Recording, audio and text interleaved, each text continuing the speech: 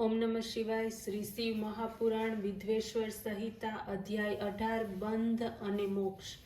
ऋषि बोल्या, हे सर्वार्थ चित सुतपुराणीजी, आप अમને મોક્ષનું સ્વરૂપ કહો। સુતપુરાણીજીએ કહ્યું, હું તમને બંધ તથા મોક્ષના ઉપાયનું નિરૂપણ કરું છું। પ્રકૃતિ વગેરેને 8 બંધન વડે બંધાતા આત્માની જીવ સંજ્ઞા છે। જ્યારે આ બંધનમાંથી જીવ મુક્ત થાય છે ત્યારે તે મોક્ષ છે, અર્થાત તે પ્રકૃતિ વગેરે વશ કરે છે। જે જીવ બંધાય છે તે જ મોક્ષ પામે છે।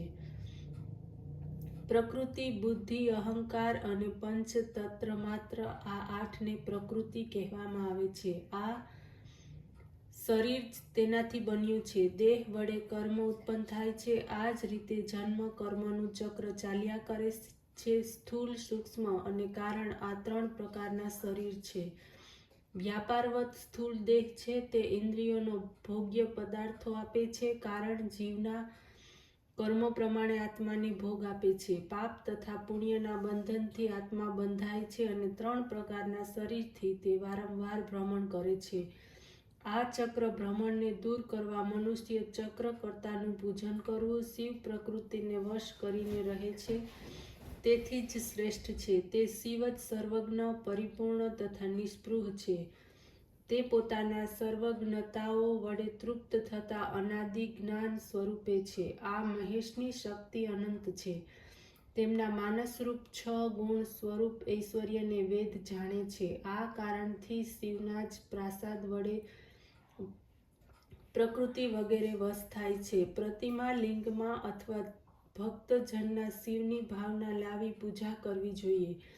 શરીર, મન, વચન, ધન વડે પણ શિવની પૂજા કરવી જોઈએ। પ્રકૃતિથી પરમ શિવ મહેશ પૂજન કરનાર પર પ્રસન્ન થાય છે। આથી શિવની પ્રસન્નતા પ્રાપ્ત કરવા શિવની ક્રિયા, શિવનું તપ, શિવ મંત્રનો જપ, શિવનું જ્ઞાન તથા શિવનું ધ્યાન એમ ઉત્તરોત્તર અભ્યાસ કરતા રહેવું। આ રીતે મરણ પર્યંત સમય ગોળવો। હે બ્રાહ્મણો, સાંભળો, હું લિંગાદિનું ક્રમે કરી પૂજાનું વિધાન કહું છું। પ્રથમ સર્વ કામનાને આપનાર પ્રણવલિંગ છે। સૂક્ષ્મ પ્રણવ રૂપ સૂક્ષ્મ સ્વરૂપ નિષ્ફળ અર્થાત કળાથી રહિત છે। વળી સ્થૂળ લિંગ કલાયુક્ત છે। આને પંચાક્ષર કહે છે। તેથી પૂજા જ મોક્ષ છે। તેના સિવાય પુરુષાર્થથી અને પ્રકૃતિથી બનેલા અનેક લિંગ છે। પૃથ્વી રૂપ વિકારના લિંગો આ પ્રમાણે છે: 1 સ્વયંભૂ લિંગ, 2 બિંદુ લિંગ, 3 પ્રતિષ્ઠા કરેલ લિંગ, 4 ચરલિંગ અને 5 ગુરુલિંગ। આ રીતે 5 પ્રકારના લિંગો છે। દેવતા તથા ઋષિઓના તપથી સંતુષ્ટ થઈ તેમની સમીપ પ્રાપ્ત થવા પૃથ્વીની અંદર રહેલ બીજ તથા નાદરૂપ વડે રહેવાવાળા શિવ જે રીતે અંકુર પૃથ્વીનું ભેદન કરીને નીકળે છે તે પૃથ્વીની અંદરથી નીકળેલા લિંગને સ્વયંભૂ લિંગ કહે છે। આ લિંગની પૂજા કરવાથી જ્ઞાનની વૃદ્ધિ થાય છે। સુવર્ણ, ચાંદી, પૃથ્વી અથવા વેદિકામાં પોતાના હાથથી આલેખેલા પ્રણવવાળા મંત્રને તથા લિંગને યંત્ર પર લખી તેની પ્રતિષ્ઠા તથા આહવાન કરવા। આ બિંદુનાદમય લિંગ સ્થાવર તથા જંગમ રૂપે છે। ભાવનાથી જ તેમાં શિવનું દર્શન થાય છે। શ્રેષ્ઠ બ્રાહ્મણો દ્વારા રાજાઓએ પુષ્કળ ધન ખર્ચી વિદ્યા વડે લિંગની કલ્પના કરી મંત્રો દ્વારા લિંગની સ્થાપના કરવામાં આવે છે। તે મનુષ્ય વડે પ્રતિષ્ઠાને પામેલા પ્રાકૃતિ લિંગ છે। આનું પૂજન કરવાથી પ્રાકૃત ઐશ્વર્ય મળે છે। હું ચરલિંગનું વર્ણન કરું છું। લિંગ નાભી, જીહ્વા, નાસાગ્ર તથા શિખાના ક્રમે કટી, હૃદય અને મુખ આ 3 સ્થાનોમાં આધ્યાત્મિક લિંગની જે કલ્પના તે ચરલિંગ છે। પર્વતમાં પૌરુષલિંગ છે તથા પૃથ્વીમાં પ્રાકૃતિ લિંગ છે। વૃક્ષાદિ પૌરુષ લિંગ રૂપે તથા ગુલ્માદિ પ્રાકૃત લિંગ રૂપે જાણવા। પ્લાસ્ટિક ધાન્ય રૂપે પ્રાકૃત લિંગ તથા ચોખા ઘઉં પુરુષ રૂપે જાણવા। પુરુષ લિંગ વડે ઐશ્વર્ય તથા આણીમાદી અષ્ટ સિદ્ધિની પ્રાપ્તિ થાય છે। પ્રાકૃતિક લિંગ સ્ત્રી સુંદર સ્ત્રી આપે છે. ચરલિંગમાં રસલિંગની ગણતરી થાય છે. રસલિંગ બ્રાહ્મણને સંપૂર્ણ ઐશ્વર્ય તથા ક્ષત્રિયને મહારાજ્યનું પદ આપે છે. સુવર્ણલિંગ વૈશ્યને મહાધનના સ્વામી બનાવે છે. શિવલિંગ શૂદ્રને શુદ્ધ કરે છે. સ્ફટિક તથા બાણલિંગ સર્વની મનોકામના પૂર્ણ કરે છે. સુવાચિની સ્ત્રીઓ પાર્થિવ લિંગની પૂજા કરે. આ સર્વ વિધાન ભોગની ઈચ્છાવાળા માટે છે. સ્ત્રીઓએ સ્ફટિક લિંગ સર્વકામના આપનારું છે. યોગ્ય ગુરુ સહિત સંસારના સુખની ઈચ્છાવાળાએ સર્વ પ્રકારની પૂજા કરવી. અભિષેક થઈ રહ્યા પછી ભાતનું નૈવેદ્ય કરવું. પૂજાને અંતે સંપૂર્ણ પાત્રમાં રાખવું તથા ઘરને વિશે એકાંત સ્થળે રાખવું. નિત્ય ભોજન નિવેદન કરવું. નિવૃત્ત થયેલા માણસો માટે સૂક્ષ્મલિંગનું જ વિધાન છે. તેમણે વિભૂતિથી અર્ચન કરવું. વિભૂતિનું એક વિશિષ્ટ મહત્વ છે. શિવનો ભક્ત શિવ સ્વરૂપે થાય છે. તેથી સ્ત્રી પુરુષ ગમે તે હોય તેમણે ભસ્મ ધારણ કરવી. શિવજીના વ્રતની અપવિત્રતા કે સૂતક લાગતું નથી. દિવસ હોય કે રાત હોય કોઈ પણ સમયે સજલ ભસ્મને ત્રિપુંડ સહિત ધારણ કરી જે શિવજીની પૂજા કરે છે તેને તેનું પૂર્ણ ફળ મળે છે, કારણ કે તે આ ભસ્મ લગાડેલા હોય છે. ગુરુના હાથોથી કે સ્વયં પોતાના હાથ વડે તે ભસ્મને સમંત્ર ધારણ કરે છે તે જ સાચો ગુરુ છે. જે શિષ્યને સાત્વિક, રાજસ અને તામસ 3 ગુણનો નાશ કરી શિવનો બોધ કરાવે છે, આ પ્રમાણે જ્ઞાની ગુરુ સર્વથા પૂજાય છે. શિષ્ય પુત્રના સમાન છે. તે જ સાચો શિષ્ય છે. જે ગુરુની આજ્ઞાને સ્વીકારે છે તેથી તેને મંત્ર પુત્ર કહે છે. તેણે હંમેશા ગુરુરૂપ પિતાની સેવા કરવી જોઈએ. જનક પિતા તો પુત્રને સંસારમાં ડૂબાડે છે, પરંતુ જ્ઞાતા દાતા ગુરુરૂપ પિતા સંસારની પાર લઈ જાય છે. આ પ્રમાણે બંનેનું અંતર જાણીને ગુરુરૂપે પિતૃનું પૂજન કરવું યોગ્ય છે. તન, મન અને ધર્મથી ગુરુ પણ વિશેષ જ્ઞાતા હોવા જોઈએ અને ઘણા પ્રયત્નપૂર્વક આવા ગુરુ મળે છે. અજ્ઞાનનો નાશ કરવો તે જ ગુરુનું કાર્ય છે અને વિશેષ જ્ઞાતા ગુરુ જ અજ્ઞાનને હટાવી શકે છે. બધા જ કર્મના પ્રારંભમાં વિઘ્નનાશક ગણેશનું પૂજન કરવું અને પછી જ મુશ્કેલીઓને દૂર રાખવા દેવતાઓનું પૂજન કરવું.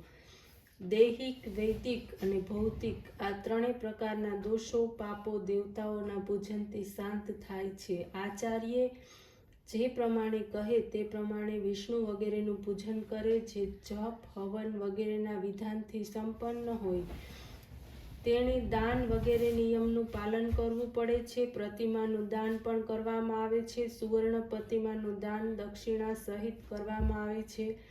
સંપૂર્ણ આયુષ્યની સિદ્ધિ માટે તલનું દાન કરે છે. વ્યાધિ મટાડવા માટે ઘી પાત્રનું દાન કરે. દરિદ્રી હોય તો ગાયને ખવડાવે. ભૂત વગેરેને શાંતિ માટે ભૈરવજીની પૂજા કરવામાં આવે અને બધાના અંતે શિવજીનો અભિષેક કરવામાં આવે તેમજ નૈવેદ્ય અર્પણ થાય.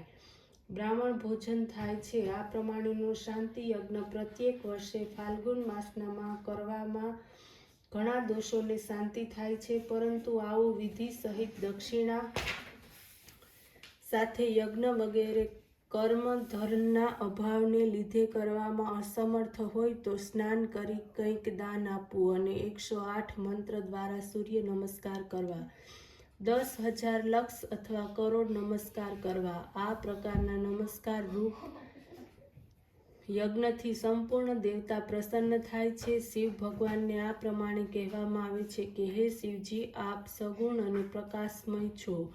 આપના સ્વરૂપને મેં મારી બુદ્ધિ અર્પણ કરી દીધી છે. જે કાંઈ મારું છે તે આપનું જ છે. હું મારી જાતને નમ્રથી નમ્ર છું.